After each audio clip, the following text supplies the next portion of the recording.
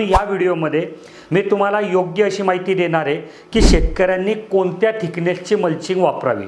तर जी काही थिकनेस आहे ही डिपेंड असते तुमच्या पिकांवर, तुमच्या पिकाच्या आयुष्यावर। म्हणजे समजा तुमचं पिकाचं आयुष्य आहे 3 महिने, तर तुम्ही अशी मल्चिंगची निवड करावी की तिचं आयुष्य पण 3 महिने आहे। मग अशी मल्चिंग म्हणजे काय, तर कमीत कमी 20 मायक्रॉन।